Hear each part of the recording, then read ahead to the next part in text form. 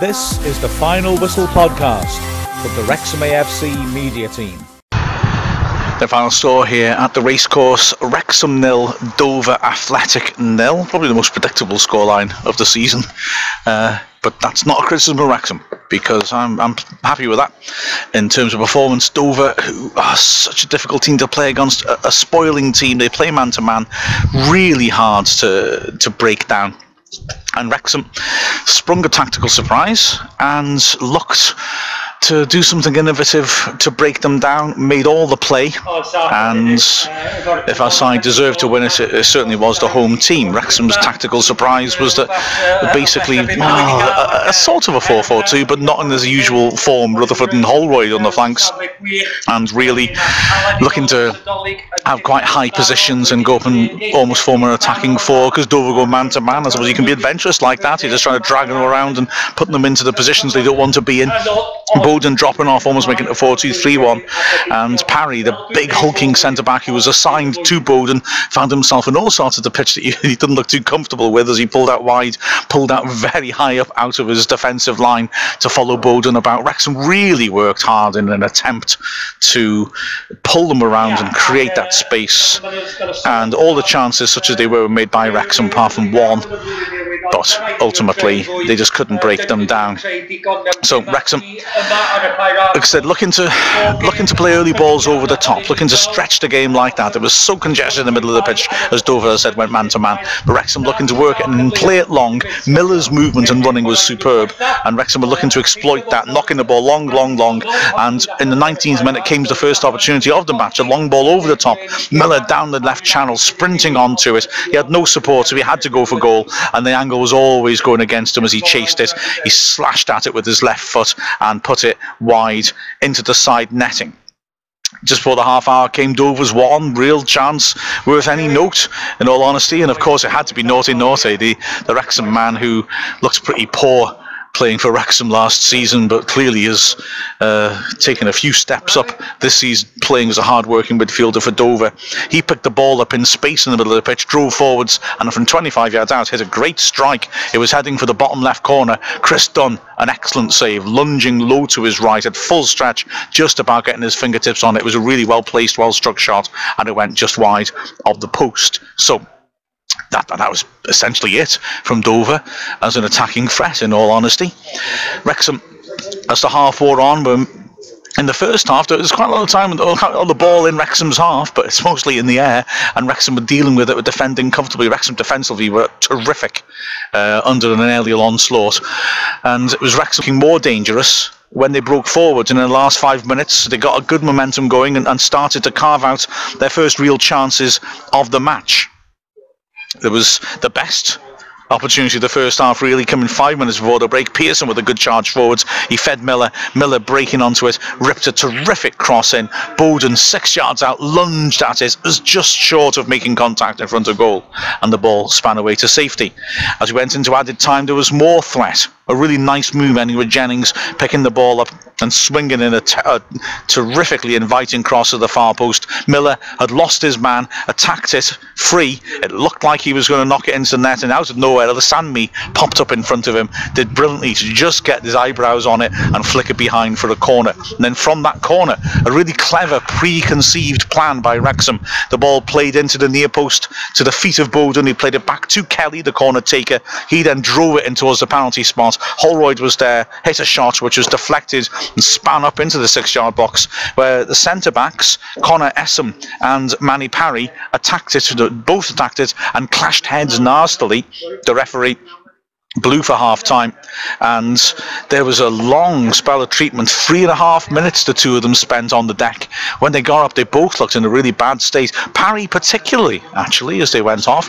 Something of a surprise to see him come out for the second half, and maybe equally a surprise to see that Essam didn't, because Although initially it looked like Parry was one getting up first, Parry had to have 2 men helping to the sides of the pitch, whereas Essen walked off unaided. But yeah, they had to make a change, and a very interesting change, a typical one of their approach going man-to-man, because they needed a spare man at the back. They decided that spare man would be Louis Fazacli, the only defensive option on the bench, to be fair, although their fullbacks could play at centre-back. Fazacli's about 5'7", but they put him in the heart of the 3-man defence as the spare man, and you just wondered whether Wrexham would be able to isolate him against a big man and exploit that. They didn't manage to do so. Fazacli didn't look completely comfortable, but was able to get away with it, in all honesty. Second half, so Wrexham just keep pushing on constantly. They had an early chance. Miller picking the ball up on the right-hand side from Bowden. Bowden made a great run then, right to left. Dover's defence pulled out of shape by the man marking. There was nobody in the right-back channel. And Miller, realising this, played a beautifully weighted pass diagonal in round the sides of the defence from right to left.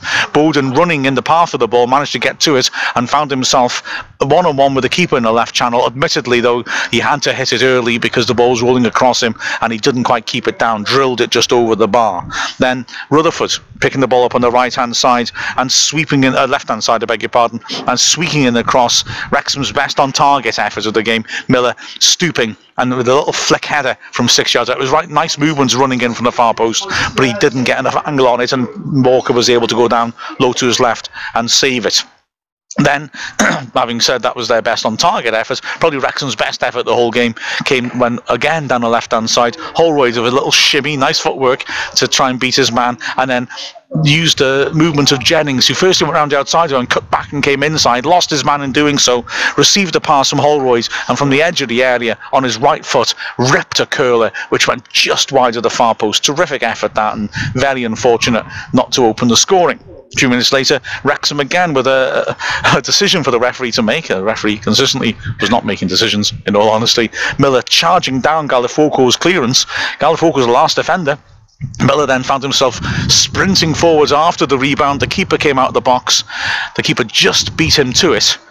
And Miller was livid, saying that Galifoco had pulled his shirt back. Referee not interested, neither was the linesman, who was right on top of it. In added time, Dover swung won a free kick, and then another poor decision by the referee, who'd let so much physical play go and gave Dover a soft free kick in an attacking position.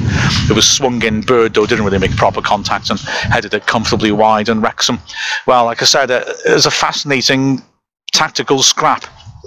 Wrexham tried all sorts to try and outmaneuver and pull a man-to-man marking system out of shape. They often succeeded in doing so and just couldn't quite find that final application. But the defensive unit particularly looking very, very strong after what happened to Macclesfield. Really good to see them looking so strong when they didn't have the ball, and under the threat of such an aerial bombardment, they did really well, repelling them. Dover barely threatening throughout the whole game. Like I said, the only real effort of note, a 25-yarder, which says something about how Wrexham defended.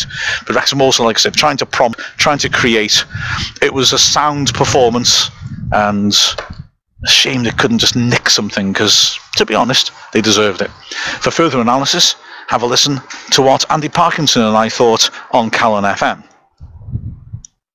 So, a real battle here at the racecourse. I'm perverse enough to say I enjoyed that, actually. It was a scrap. It was competitive.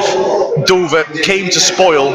They had that man-to-man system, and Wrexham tried their best, probing and trying to get round and the sides of them, trying to pull people out of positions. We made half chances, but in the end just couldn't carve out something clear-cut to punish them with. Yeah, I think Bowden might be a bit disappointed when he looks back and sees that first half chance again. But again, it was, he was mid-air when he tried to get up and try and get something on it, and it's a very fast-moving cross from Miller. But you've got to look at Dover and say they've had chances as well. Naughty had basically 2 chances in the first half that could have caused us problems. Yeah, absolutely. Although I'm just looking at my notes, and I've only really written one proper chance that I thought was worthy of note. They very much are a reactive team. They play man-to-man. It smothers the game. It's difficult to watch, in all honesty, but it is very effective. Wrexham tried manfully, as we said before, there were no weak links in the Wrexham side. We had the game plan, which was to knock long balls in, to try and draw them in, knock long balls in. Miller's running was crucial to that, and trying to create space and stretch the game out that way. And yeah, just ultimately couldn't make enough good chances, really, could we? Yeah, it's probably just a touch more quality from either Kelly or Rutherford with one of their crosses, just to really give the forwards something to get onto. And I think that's what Miller's brought to Wrexham from what I've seen today, is a touch more quality. But again, Dover where they are in the league because they're a well-drilled, big, strong side. And with a different referee, some of those niggles and pushes would have given Wrexham a bit more, I think. Yeah, got a strange refereeing performance by Thomas Bramwell, who's allowing an awful lot of physical play to go unpunished. And having said that, to be totally fair, from my eyes, there were 4 cast iron yellow cards Wrexham players should have had, absolute cast iron no-brainers, but that nobody was booked in the match. So I'm not trying to be biased. I'm certainly not accusing him of bias, but his failure to penalise physical play played into Dover's hands because they are a very physical side. Bowden certainly was being pushed all over the place as well. I can see. It's not dirty pushing though. Really vicious. It's just enough to knock people off. So it's to give each one. Then there'd been 1 yellow card, and then would have changed it around a bit. I think then for consistent fouling. Absolutely. Well, the man of the match call, we said in commentary, is going to be a tricky one for you, because I'd imagine the only player who's absolutely got no chance again is Dunn, because he had nothing to do. It's a tricky one, this, I think, isn't it? Yeah, and the one thing he had to do, I suppose, with Dunn, he did quite well, was the save from naughty. I beg your pardon, you made a superb save. I apologise, Mr. Dunn. It is the only thing he did, and it'd be strange to pick a man of the match for one instant, but it was actually a terrific save, wasn't it, that? But I mean, the defensive unit was very solid. The midfielders worked hard, trying to probe. The strikers' movement and energy was good. Over to you. Good luck. Well, I've had a few thoughts. Obviously, I thought Roberts actually stood out a bit, and sometimes I think he can be a bit too slow in his position, but he made 1 or 2 crucial tackles, and carrying the ball forward was good. Manny Smith is always on my list. I might as well just not bother going to the game. He's on your list. You've checked it twice. And again, people like Kelly and Rutherford, but I think they're really good players and they look exciting for Wrexham. I just get a bit disappointed sometimes with that final bit of quality, because occasionally they get it right and Wrexham get a goal. How many assists have Rutherford and Kelly got this season? I bet it's a few. And looking at the midfield, Wedgbury was quite good, used the ball quite intelligently. But there, you probably noticed now where it's going. There's one player I haven't mentioned. Yes, he's got it. For me, it has to be Shaw Pearson. Yeah, he was just that little bit above in the defence. Yeah, he was terrific, wasn't he? I thought you were going to do a Dover and run the clock down now, because we go off air in 20 seconds. And I thought you were going to run the clock down and not name a man of the match. But yeah, Pearson was superb, wasn't he? He just won so much in the air. I mean, there was an aerial bombardment. His headers, his interceptions. He tried to drive forwards when there was space to make something happen. Certainly a worthy man of the match. So Wrexham will be frustrated with that. The final score of Wrexham 0, Dover Athletic 0.